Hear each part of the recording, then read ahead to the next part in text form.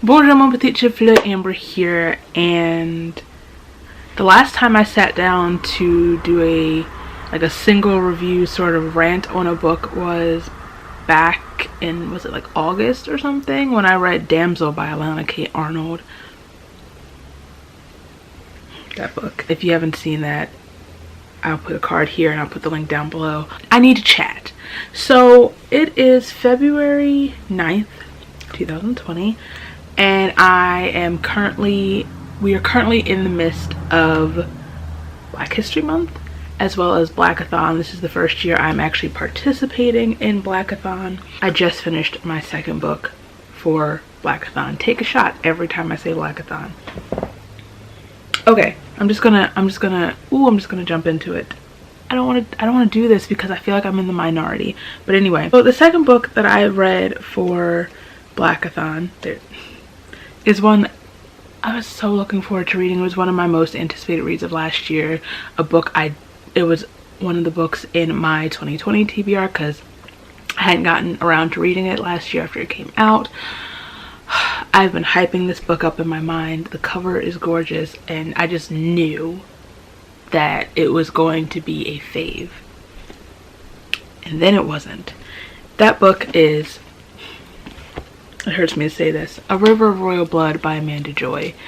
This cover is so pretty, and the premise and the setup, I definitely feel like I'm in the minority with how I feel about this book. Now I will say this is not an angry rant the same way that the Damsel video was, but I have thoughts, and usually I would just sum everything up in my wrap up, but I know that if I don't talk about this book now and get all of my thoughts out of my head, this is one of those situations I won't be able to move on to the next book, and then I won't finish this readathon. I won't get more than 2 books read for the month.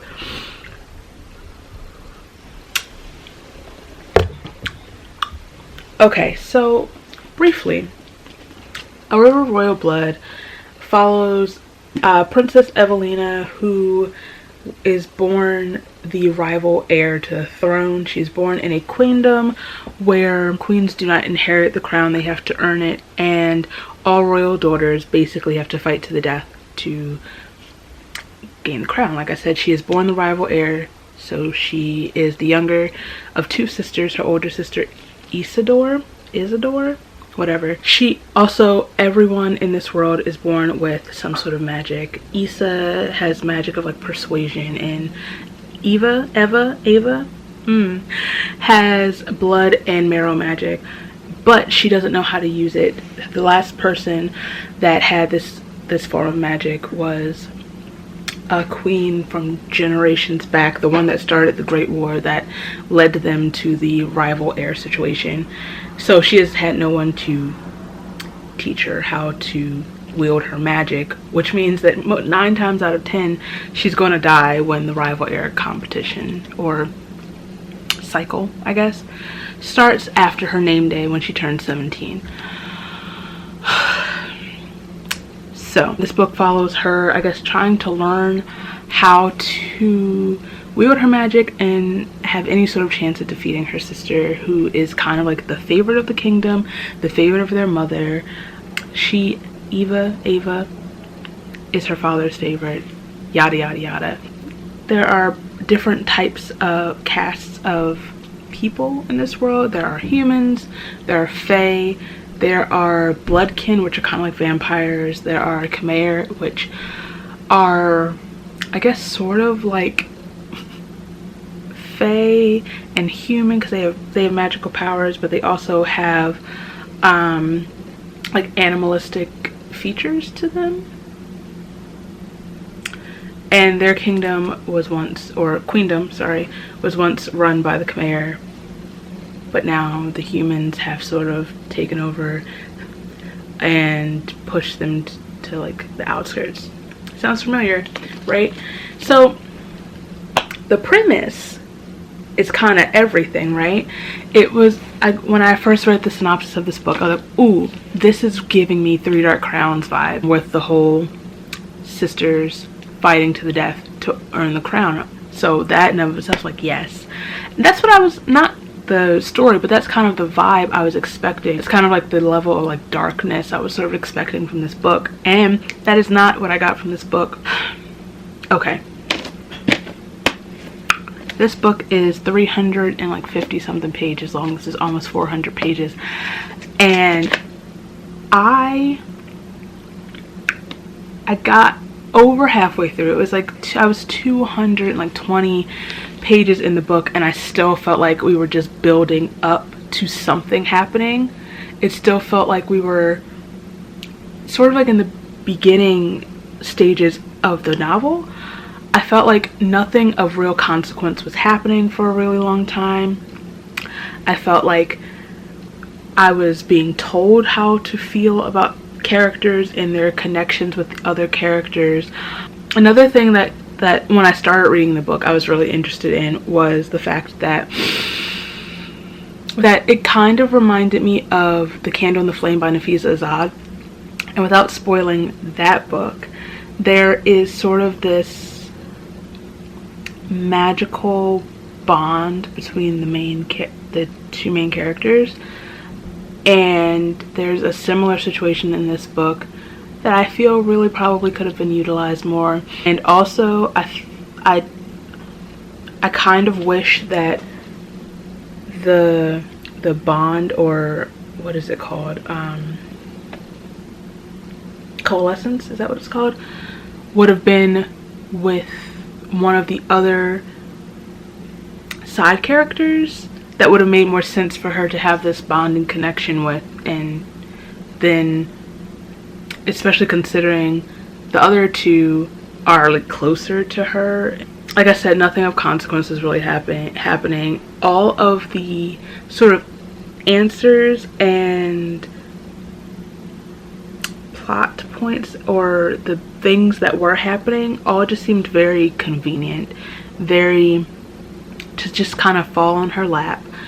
And it was just too easy. The whole meeting with Baka and all of that was way too simple. I just knew there was going to be some sort of twist, which when we got to the very end of the book, there is a sort of hinting at his truth and the reality of like why he is in, Mire? Is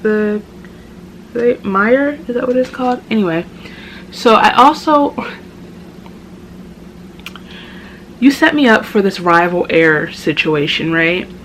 And until the end of the book, like the big climax of the book, the sisters only interact twice, and it's in court in front of a bunch of people, and it's very minor and like inconsequential. Basically, it just sets us up to see the dynamic between the sisters and how Issa is the favorite, and how she's kind of like this manipulative, not kind of, she's this manipulative, like sort of cocky, power hungry character.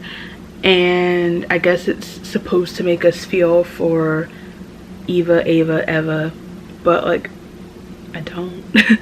And I don't know. And then we find out she can't wield her magic really because there's a binding on her magic, and if it's forced off her, only the sorcerer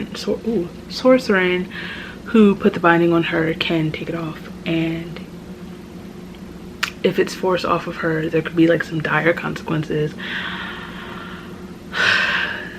And the way I'm talking about it, it makes it sound interesting, but like the way it's executed, it just felt like a whole bunch of, I don't know, I just wasn't, the way I explained it was that it kind of felt like I was skimming through this book. I wasn't. I don't skim when I read, not intentionally, but I felt like I had to keep going back to read over things I had just read before it actually kind of sunk in, and I could be like, oh, like I would be paragraphs later, like, wait, how did we get here? What just happened? Did I miss something? And I hadn't. So nothing, it doesn't really stick. It doesn't, I don't know, I don't really care about these characters. The whole romance in this book, I don't get it. I feel like it's another situation where I was told how I'm supposed to, that being kind of steered to feel like, oh yeah, that makes sense, but it doesn't.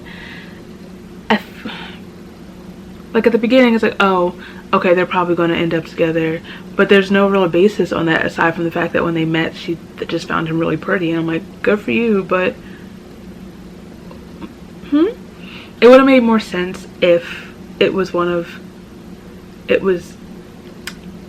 either of two other people. But also towards the beginning of the book, I don't know if this is spoilery, we're really set up with her relationship with Fallon, who is like her best friend and one of her guards, but he just kind of drops off the face of the planet and becomes this minor character. Her relationship with him is completely tossed to the side, and no one kind of finds anything wrong with that. Sure, but once again, for the 500th time, nothing of consequence seems to happen at the end. I mean, until the end, until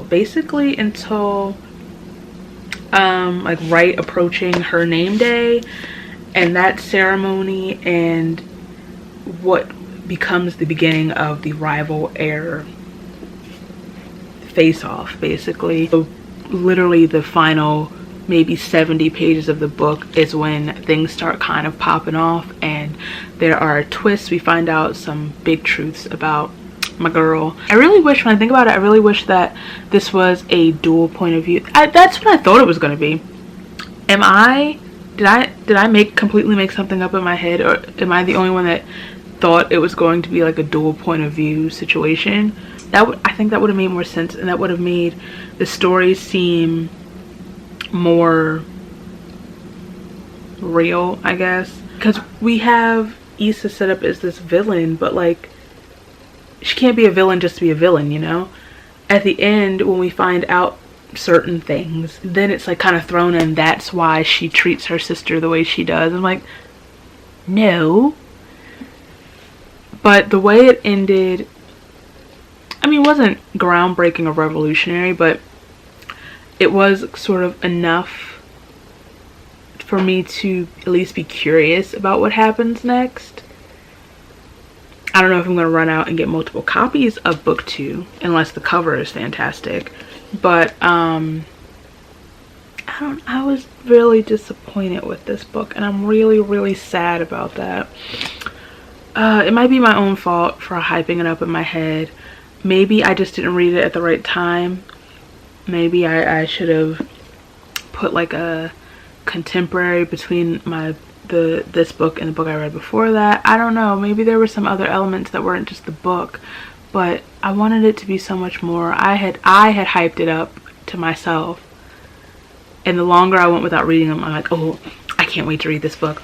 Ooh, this is gonna be so good. Ooh, this is gonna be up there in the top of my like black girl magic, like supreme, I don't know what I'm trying to say. But it wasn't.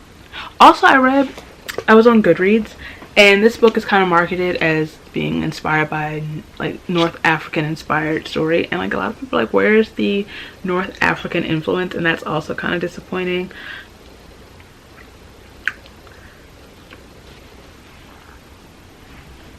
I don't know. I wanted a lot more from this book. I felt like it had a lot of potential, and I am sad. Very sad. And now I have to continue reading. The next book I had planned to read was Daughters of Inri, which kind of has a similar vibe, I think. But I think they're like twin goddesses or something. But I think I'm going to read something completely different in between, just to break up the fantasy. I don't want to mess that up. I've heard, once again, I've heard amazing things about this book too, but I don't want that one to let me down. I'm so scared, y'all. But I think I covered everything. I was debating whether or not to let this be spoilery, so I don't think it was spoilery. Anyway, this happened. I'm sad. I feel kind of like I can move on now that I got all of this off of my chest. Did you read this book? Did you read A River of Royal Blood? What did you think of it? What am I missing? What did you take away from it? Do you agree with me? Probably not. Anyway, thank you for watching. If you like this video, please give it a thumbs up. If you like me, feel free to subscribe. All my places are down here so you can follow me, and I'll follow you back. This isn't my shirt. Bye.